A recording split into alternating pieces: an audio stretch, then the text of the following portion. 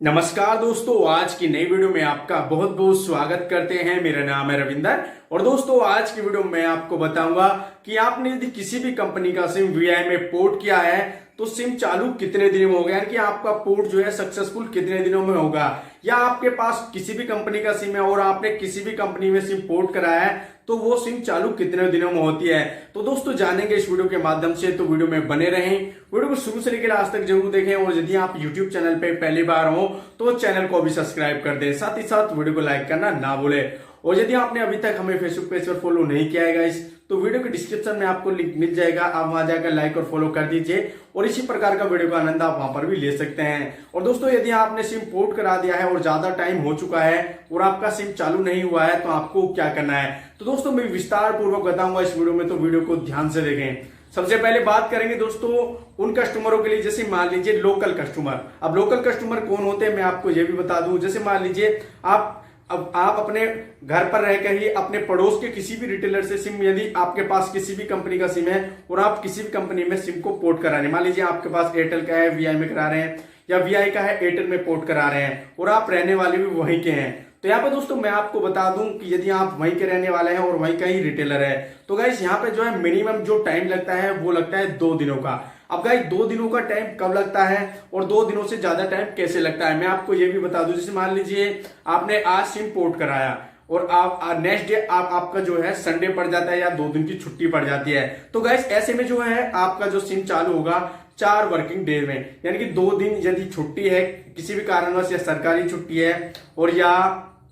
आपका संडे पड़ जाता है तो गाइस ऐसे में 2 दिन जो होते हैं वो काउंट नहीं किए जाते हैं, खाली वही दिन काउंट, जो वर्किंग डे होते हैं जिस दिन काम किए जाते हैं खाली वही दिन जोड़े जाते हैं। तो ऐसे में गाइस यदि लोकल कस्टमर है, यदि आप वहीं के रहने वाले हैं और वहीं पर ही आपने अपना सिम पोर्ट कराया है तो यहाँ पर आपको मिनिमम 2 दिन का समय लगता है। तो गाइस ये तो हो गए लोकल कस्टमर जिनके वहीं पर रहकर ही वहीं पर ही सिम पोर्ट कराते हैं। अब गाइस बात कर लेते हैं आउट ऑफ स्टेशन कस्टमर। मान लीजिए दोस्तों मैं एक रिटेलर हूं और मेरे पास कोई कस्टमर आता है यानी बिहार और बंगाल का, जो यहीं पे रहकर कमा रहा है और यहीं पर रहता है लेकिन उसकी आईडी बाहर की है, तो गाइस ऐसे कस्टमरों के लिए मैं आपको बता दूं कि उनके मान लीजिए वो मेरे शॉप पर आते हैं और यहाँ पर जो है सिम पोर्ट कराते हैं और जैसे मैं यहाँ से रिक्वेस्ट डालता हूँ तो गाइस यहाँ पे जो है टाइम लगता है पूरा 5 से 7 दिनों का। तो गाइस ऐसे में यदि कोई छुट्टी पड़ जाती है तो इसमें टाइमिंग बढ़ भी सकती है। तो गाइस यहाँ पे मिनिमम 5 से 7 दिन के अंदर अंदर आउट ऑफ स्टेशन कस्टमर का सिम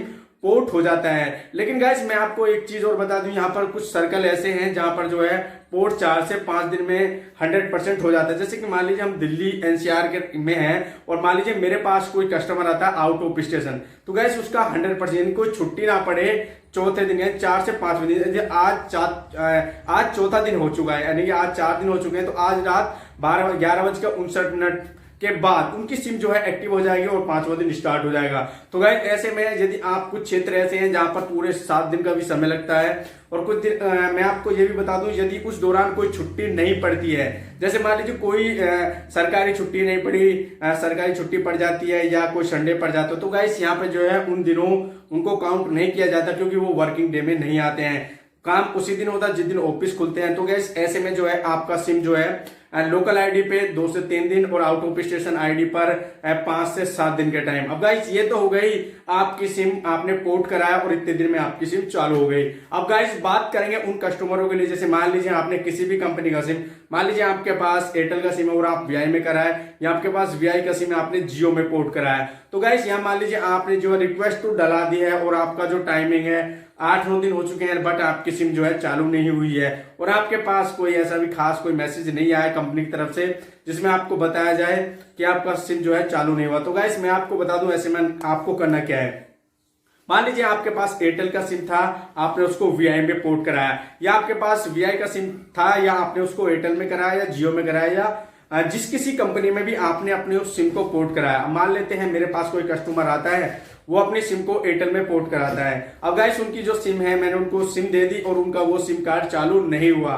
तो गाइस उनका पुराना जो सिम था वो चालू भी है और उनका जो मैंने उनको नया सिम दिया था वो चालू नहीं हुआ, यानी कि उनकी जो सिम कार्ड थी वो पोर्ट नहीं हुई। अब गाइस आप कैसे पता करेंगे, मान लीजिए आपके पास एक वीआई का सिम कार्ड था और आपने उसको एयरटेल में पोर्ट कराया और टाइम हो गया है ज्यादा, जितना मिनिमम टाइम बताया जाता है उससे ज्यादा, तो गाइस आपको करना क्या है कि एयरटेल की हेल्पलाइन नंबर होती है 198, यानी आपको 198 पे कॉल करनी है और कस्टमर केयर से बात करनी है और आपको जो है अपना जो भी नंबर था जो आपने पोर्ट कराया था वो नंबर उनको बता देना है कि सर ऐसे ऐसे कि मेरा जो वीआई का सिम कार्ड था और मैंने उसको एयरटेल में पोर्ट कराया था, या आइडिया का सिम कार्ड था या ओल्ड वोडाफोन का सिम कार्ड था, मैंने एयरटेल में पोर्ट कराया, सर उसका स्टेटस चेक करके बताइए कि किस कारणवश मेरा जो सिम कार्ड है वो चालू नहीं हुआ है। तो गाइस ऐसे में जो है आप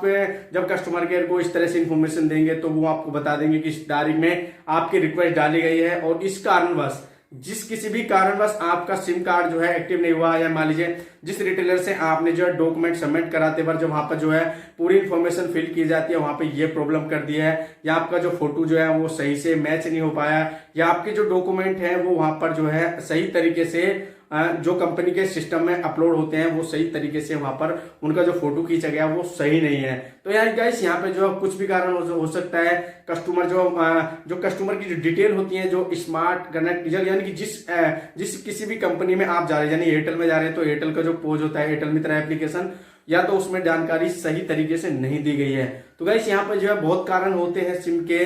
फेल्ड होने के। तो गाइस यहाँ पे जो है आपका जो रिक्वेस्ट डाली गई है आपकी उस कंपनी से दूसरी कंपनी में, तो वो रिक्वेस्ट जो है सफलतापूर्वक सक्सेस नहीं हो पाई है। तो गाइस ऐसे में जो है आपका जो है एमएनपी की जो रिक्वेस्ट है वो रिजेक्ट हो जाती है। तो गाइस यहाँ पे जो है आपको करना क्या है कि उस रिटेलर के पास वापस जाएं, उनसे बोले कि जो आपने डॉक्यूमेंट जो सबमिट कराए थे वो सही तरीके से उसमें जो आपने जानकारी सही नहीं दी है, इस कारणवश हमारी जो एमएनपी है वो रिजेक्ट हो चुकी है। तो गाइस उनसे कहें कि सही से जानकारी जो जिस किसी भी कंपनी में आप जा रहे हैं उसके पोस्ट से आपको पूरी सही जानकारी उसमें फिल करनी होती है। जैसे कि मैं एक रिटेलर हूं, मुझे इस बारे में पता है कि उसमें जो है नाम, पिताजी का नाम और उनका एड्रेस जितने भी हैं सब पूरी जानकारी सही तरीके से एंटर करनी होती है। तो गाइस यहाँ पे जो है यदि आपके साथ भी ऐसा हुआ है, यदि आपका सिम जो है पोर्ट नहीं हुआ है तो मुझे कमेंट करके जरूर बताइए कि आप कहां से हैं और आपने किस कंपनी में अपना सिम पोर्ट कराया था और आपका कितने टाइम हो चुका है, कि आपका इतना दिन हो चुका है कि आपका सिम अभी तक पोर्ट नहीं हुआ है। तो यहाँ पर दोस्तों बहुत रिटेलर ऐसे हैं जो कि जल्दबाजी, मान लीजिए आप वो एमएनपी कर रहे हैं लेकिन उसके साथ साथ दूसरा भी काम कर रहे होते हैं। तो यहाँ पर दोस्तों होता क्या है कि वहां पर जैसे कहीं पर डॉट लगा दिया, या मान लीजिए कुछ एड्रेस ऐसे होते हैं जो सेम भर दिए जाते हैं। तो गाइस यहाँ पे जो रिटेलर की थोड़ी सी ये जल्दबाजी के चक्कर में कस्टमर को थोड़ी सी परेशानी झेलनी पड़ती है। बट मैं यही कहना चाहूंगा कि हर उन रिटेलर भाइयों से, उन कस्टमर भाइयों से कि कभी भी एमएनपी यानी कि पोर्ट कराते समय आप जल्दबाजी ना करें, क्योंकि यहाँ पे दोस्तों मान लीजिए आपको करीबन मिनिमम यदि आप आउट ऑफ स्टेशन कस्टमर है यानी कि बाहर के रहने वाले हैं और दूसरे सर्कल में आप रह रहे हैं, तो मिनिमम गाइस आपको जो है ज्यादा से ज्यादा समय लग सकता है कि मान लीजिए 7 दिन वो और 1-2 दिन आप वहां पे जाओगे बोलने के लिए और फिर से पोर्ट कराओगे, तो गाइस यहाँ पे जो 15-16 दिन आपके खराब हो जाएंगे। यदि आप लोकल हैं तो गाइस यहाँ पे जो आपके 4 से 7 दिन आपके यूं ही बेकार हो जाएंगे पोर्ट कराने के चक्कर में। तो गाइस यहाँ पे जो है मैंने आपको दोनों तरीके बता दिए कि लोकल कस्टमर का एमएनपी कितने दिन में होता है, आउट ऑफ स्टेशन कस्टमर का एमएनपी कितने दिनों में होता है, और आपको साथ के साथ ये भी बताया कि यदि आपका सिम पोर्ट नहीं हुआ है तो किस कारणवश आपका सिम पोर्ट नहीं हुआ है। तो दोस्तों आज की वीडियो में इतना ही। मैं आशा करता हूं कि आज की वीडियो आपको काफी ज्यादा पसंद आई होगी। यदि आपको वीडियो पसंद आई है तो वीडियो में लाइक करें और चैनल पे पहली बार है तो चैनल को सब्सक्राइब करें। तो दोस्तों मिलते हैं नेक्स्ट वीडियो में, तब तक के लिए जय हिंद, जय भारत।